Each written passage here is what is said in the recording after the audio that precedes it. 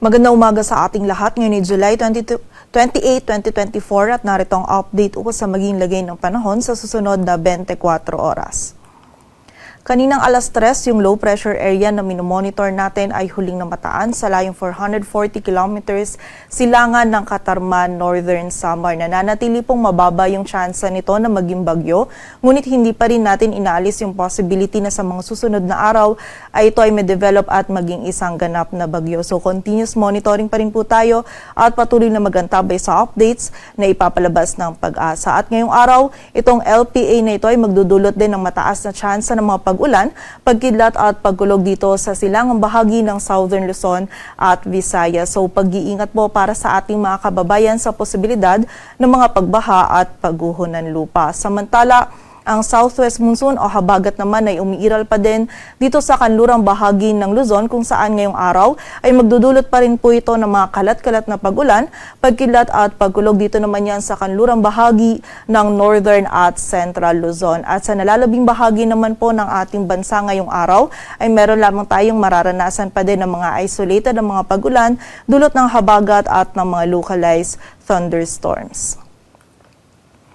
At para nga sa magiging lagay ng panahon ngayong araw ng Linggo, maulap na kalangitan at mga kalat-kalat na pag-ulan, pagkidlat at pagkulog pa rin ng mararanasan dito sa Ilocos Region, maging sa bahagi din ng Zambales at Bataan, dulot po yan ng habagat. Samantala, dulot naman ng low pressure area ay meron din tayong mararanasan ng maulap na kalangitan at mga kalat-kalat na pag-ulan, dito naman sa Bicol Region, maging sa bahagi din ng Quezon. So pag-iingat po para sa ating mga kababayan sa posibilidad ng mga pagbaha at pagguho ng lupa. Samantala, dito naman sa Metro Manila maging sa nalalabing bahagi pa ng Luzon ay meron namang tayong mararanasan pa rin ng mga isolated o yung mga biglaan at mga panandaliang pag-ulan, pagkidlat at pagkulog lalong-lalo na yan sa hapon at gabi, dulot ng habagat at ng mga localized thunderstorm. So kapag po tayo ay lalabas, wag pa rin natin kalilimutan yung mga pananggalang natin sa ulan, and also yung mga regional offices din natin ay nagpapalabas ng mga thunderstorm advisories or mga babala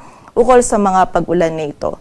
Agwat ang temperatura sa Metro Manila ay mula 26 to 32 degrees Celsius. Samantala sa bahagi naman ng Visayas at Mindanao, maging sa bahagi din ng Palawan, dito po sa may area ng Eastern Visayas ngayong araw, makakaranas din po tayo ng mataas na tsansa ng mga pag-ulan, pagkidlat at pagkulog, dulot pa rin yan ng LPA. So muli po, pag-iingat sa mga kababayan natin dyan sa posibilidad ng mga pagbaha at pagguho ng lupa. Samantala sa nalalabing bahagi naman ng Visayas, maging dito sa bahagi ng Palawan at buong bahagi ng Mindanao ay magiging bahagyang maulap hanggang sa maulap yung ating kalangitan. Meron pa rin tayong posibilidad ng mga isolated na mga pag-ulan, dulot naman ng mga localized thunderstorms. And during severe thunderstorms, posible pa rin po maging katamtaman hanggang sa mga malalakas na pag-ulan yung ating maranasan at maaari pa rin po ito magdulot ng mga pagbaha at pagguho ng lupa. So pag-iingat pa rin po para sa ating mga kababayan. Agwat ang temperatura sa Cebu ay mula 25 to 31 degrees Celsius at sa Davao naman ay 25 to 32 degrees Celsius. At para naman po sa lagay ng dagat baybayin ng ating bansa, wala na tayong nakataas na gale warning, kaya malayong makakapalaot yung mga kababayan nating mga isda, pati na rin yung may mga maliliit na sasakyang pandagat. Dito sa Metro Manila, ang araw ay sisikat mamayang 5:39 ng umaga at lulubog mamayang 6:27 ng hapon. Patuloy po tayo magantabay sa updates na ipapalabas ng Pag-asa at para sa mas kompletong impormasyon, bisitahin ang aming website pag-asa.dost.gov.ph. At yan po muna ang latest dito sa Weather Forecasting Center ng Pag-asa. Grace Castañeda, magandang umaga po.